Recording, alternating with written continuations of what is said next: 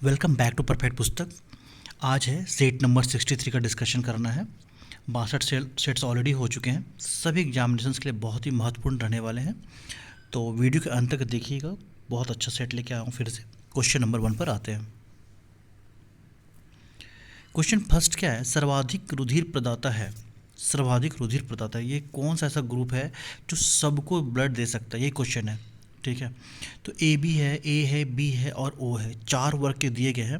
इसमें से क्या बताना है कि कौन सा ऐसा ब्लड ग्रुप है जो सबको ब्लड दे सकता है? तो ऑप्शन नंबर जाएगा डी। ओ ब्लड ग्रुप जो है वो सबको ब्लड दे सकता है। डी इसका राइट आंसर हो गया। तो ये क्वेश्चन भी एग्जामिनेशन में 3 बार से ज़्यादा आ चुका है, और हम आपको पता ही है कि हम जो शॉर्ट सेट लाते हैं वैसा सेट लाते हैं जो एग्जामिनेशन में 3 बार या उससे ज़्यादा पूछे गए होते हैं। तो अगर जितने भी एग्जामिनेशन हैं उसमें आने के पॉसिबिलिटीज़ की बहुत ज़्यादा होती है। अगला क्वेश्चन है, तमाशा किस राज्य का लोक नृत्य है? तमाशा ये किस राज्य का लोक नृत्य है? ऑप्शन है छत्तीसगढ़, महाराष्ट्र, झारखंड और राजस्थान। तो राजस्थान, महाराष्ट्र का लोक नृत्य है तमाशा। एक और लोक नृत्य है जिसका नाम है लावनी। लावनी ये भी एग्जाम में आ चुका है कई बार। तो ये कहाँ का लोक नृत्य? ये भी महाराष्ट्र का ही है। तो तमाशा और लावनी ये 2 लोक नृत्य हैं जो एग्जाम में कई बार पूछे जा चुके हैं। दोनों का दोनों लिख लीजिएगा। क्वेश्चन नंबर 3 पर आते हैं। अर्धनग्न फकीर किन्हें कहा जाता है? अर्धनग्न फकीर किसको बोला गया था? बाल गंगाधर तिलक, जवाहरलाल नेहरू, महात्मा गांधी या गोपाल कृष्ण गोखले। तो ब्रिटेन के जो प्रधानमंत्री थे उस समय, उन्होंने ही महात्मा गांधी की वेशभूषा को, उनके कपड़े को देखते हुए उनको अर्धनग्न फकीर कहा था। इनको महात्मा गांधी को किसने कहा था? ब्रिटेन के उस समय जो तत्कालीन प्रधानमंत्री थे उसका नाम क्या था? चर्चिल नाम था। क्या नाम था? चर्चिल।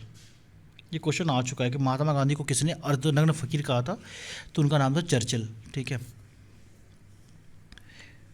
दलाल स्टेट कहाँ पर है? दलाल स्टेट, ये क्वेश्चन बहुत इंपॉर्टेंट है। क्वेश्चन भी 3 बार से ज़्यादा आ चुके हैं एग्जामिनेशन में। तो दलाल स्टेट आपको कहाँ पर है? मुंबई, सूरत, दिल्ली और चेन्नई। सही जवाब हो मुंबई। ए इसका राइट आंसर हो गया। दलाल स्टेट कहाँ पर है? मुंबई में है। और इतना ही नहीं, एक क्वेश्चन और है जो मुंबई के बारे में आता है, वो है कि भारत की आर्थिक राजधानी कहाँ है? ये क्वेश्चन आ चुका है कि भारत का आर्थिक राजधानी, इंग्लिश में बोले तो इकोनॉमिक कैपिटल ऑफ इंडिया, ये कहाँ पर है? तो आपको मुंबई में पड़ता है ये। इसका राइट आंसर हो गया। तो आर्थिक राजधानी पूछे, दलाल स्टेट पूछे, या फिर आपका जो शेयर मार्केट है ना वो कहाँ पर है, जिसको बोलते हैं हम लोग सेंसेक्स, है ना, कहाँ पर है? मुंबई में ही है। चलो अगले क्वेश्चन पे आते हैं। और इसी दलाल स्टेट में ही है वो। निम्नलिखित में कौन सा एक मानव निर्मित तंतु है? मानव निर्मित तंतु। तंतु देखिए, एक होता है मानव निर्मित और एक होता है प्राकृतिक। इसको बोलते हैं हम लोग कृत्रिम। कृत्रिम। तो ये कौन सा? रेशम तो प्राकृतिक है, रेयान जो है ये मानव निर्मित तंतु है, कपास भी प्राकृतिक ही है, ऊन भी भेड़ के बाल से प्राप्त होता है। कपास की तो खैर खेती होती है, पेड़ होता है उसका। रेशम रेशम कीट से पाया जाता है। रेयान जो है ये मानव निर्मित तंतु है। बी इसका राइट आंसर हो गया। क्वेश्चन नंबर 7-6 पर आते हैं। लोकसभा भंग करने का अधिकार किसके पास है? बहुत अच्छा क्वेश्चन है। ये क्वेश्चन 10 बार से ज़्यादा आ चुका है कि लोकसभा भंग करने का अधिकार किसके पास है। तो इसके बारे में थोड़ा सा हम लोग पढ़ेंगे डिटेल में। इसमें बहुत इंपॉर्टेंट पॉइंट्स होंगे। उम्मीद करता हूँ कि सारे पॉइंट को आप ज़रूर लिख लिए होंगे। चलिए आज क्या क्या है वो बताता हूँ। देखिए, संसद का 2 पार्ट है, लोकसभा होता है, राज्यसभा होता है। हम इंग्लिश में शॉर्ट लिख रहे हैं, ठीक है। लोकसभा है, राज्यसभा है। लोकसभा को निम्न सदन बोलते हैं और राज्यसभा को उच्च सदन बोलते हैं, ठीक है। निम्न सदन किसको बोलते हैं? लोकसभा को। और उच्च सदन किसको बोलते हैं? राज्यसभा को। राज्यसभा जो है ये एक अस्थाई सदन है। क्या है? अस्थाई सदन है। इसको कभी भी भंग नहीं किया जा सकता है। जबकि लोकसभा क्या है? एक अस्थाई सदन है। इसको जब भी ज़रूरत पड़े तो केंद्रीय मंत्रिमंडल के सिफारिश पर, किसकी सिफारिश पर? केंद्रीय मंत्रिमंडल के सिफारिश पर राष्ट्रपति इसको भंग कर सकते हैं। किसको? लोकसभा को। और यहाँ पे 2 पॉइंट और जानते हैं जो सारे के सारे, इतना इसलिए बता रहा हूँ इंपॉर्टेंट है, वो एग्जामिनेशन में सबके सब पूछे जा चुके हैं कि केंद्रीय मंत्रिमंडल के सिफारिश, इसका प्रधान कौन सा, प्रमुख कौन सा? इसका प्रमुख होते हैं प्रधानमंत्री, पीएम होते हैं।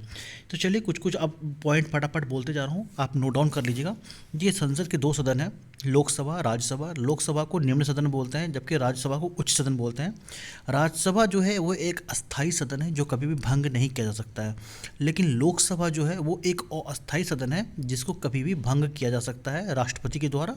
और राष्ट्रपति भी डायरेक्टली नहीं करते हैं, जो केंद्रीय मंत्रिमंडल का जो हेड होता है, जो प्रमुख होता है, उनके सिफारिश पे करते हैं। तो केंद्रीय मंत्रिमंडल के प्रमुख कौन होते हैं? प्रधानमंत्री होते हैं।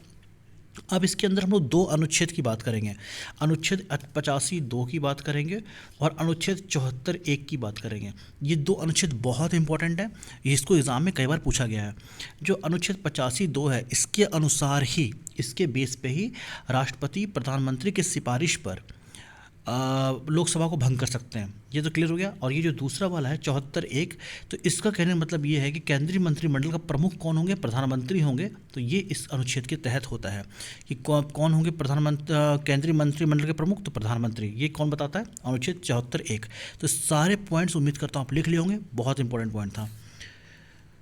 अगले क्वेश्चन पे आते हैं, इंपीरियल बैंक ऑफ इंडिया की स्थापना कब हुई थी। इंपीरियल बैंक ऑफ इंडिया, देखो स्टेट बैंक ऑफ इंडिया से पहले वो इंपीरियल बैंक ऑफ इंडिया ही था, जिसकी स्थापना 1921 ईस्वी में हुई थी। डी इसका राइट आंसर हो गया। कृत्रिम वर्षा बनाने में प्रयुक्त होता है। कृत्रिम वर्षा, देखो एक तो नॉर्मल बारिश होती है, उसको बोलते हैं प्राकृतिक वर्षा, और कृत्रिम वर्षा क्या होती है, जिसको कुछ केमिकल रिएक्शन के थ्रू करा जाता है। तो इसमें क्या है, सिल्वर आयोडाइड है, सिल्वर ब्रोमाइड है, सिल्वर ऑक्साइड है और सिल्वर क्लोराइड है। तो सिल्वर आयोडाइड जो है वो सूखा बर्फ के साथ मिक्स करके कृत्रिम वर्षा करता है। तो सिल्वर आयोडाइड अकेला नहीं कर सकता, इसके साथ सूखे बर्फ की ज़रूरत भी पड़ती है। चलो अगला क्वेश्चन पे आते देते। अगला क्वेश्चन क्या है, क्वेश्चन नंबर 9।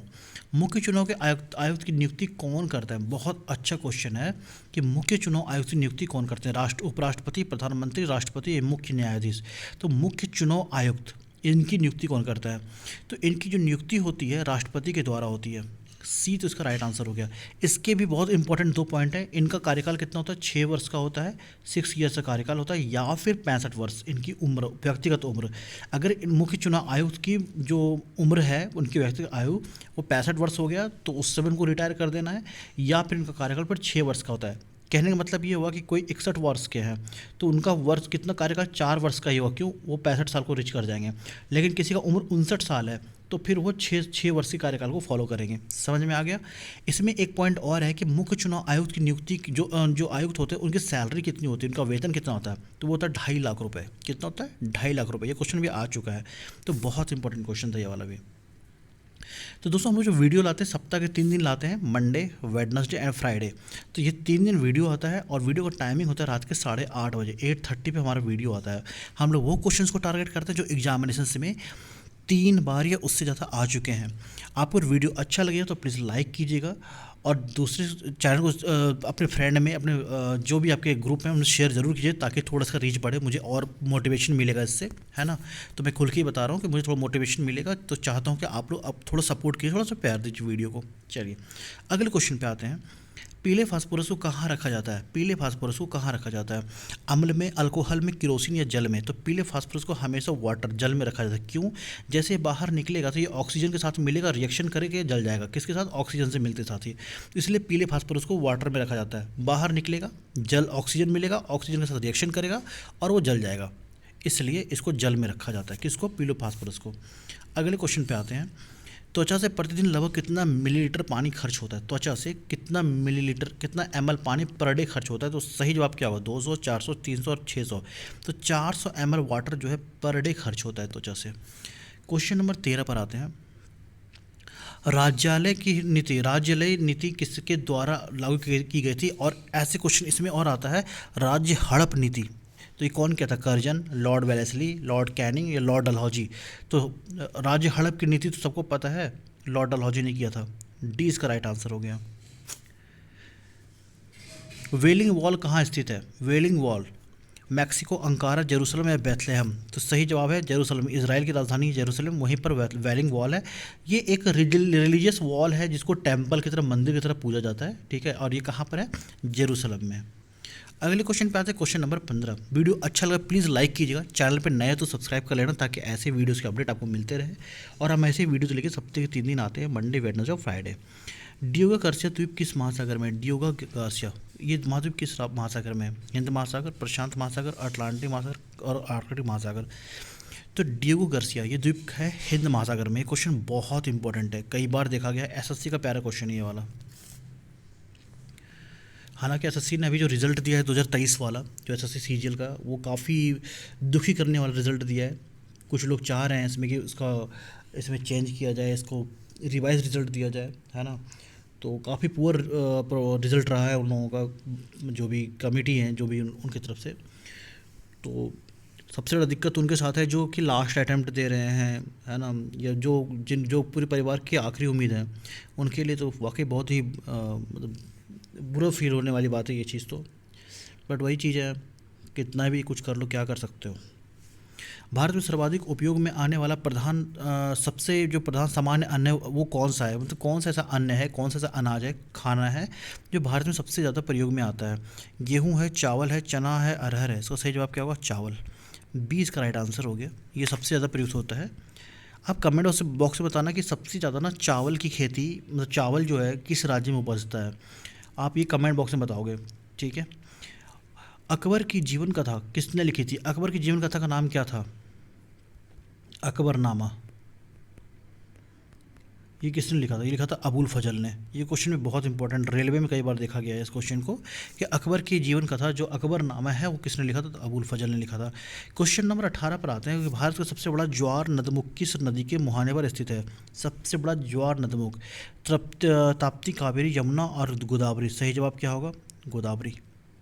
डी इसका राइट आंसर है। किस संवैधानिक संशोधन द्वारा न्यायपालिका विधेयक पारित हुआ था? किस संवैधानिक संशोधन द्वारा न्यायपालिका विधेयक पारित हुआ था? 61वां, 82वां, 74वां या 34वां? तो जो 71वां संशोधन हुआ था ये हुआ था 1992 ईस्वी में। इसी में न्यायपालिका को ना, नगर पालिका को माफ़ कीजिएगा, इसी में नगर पालिका को ना एक संवैधानिक वैल्यू मिली थी, पदवी मिला था, ठीक है। इसी में इसका एग्जिस्टेंस आया संविधान में। तो 74वां संशोधन में, जो कब हुआ था? 1992 ईस्वी में हुआ था। ये बहुत इंपॉर्टेंट क्वेश्चन है। अगले क्वेश्चन पे आते हैं, क्वेश्चन नंबर 20।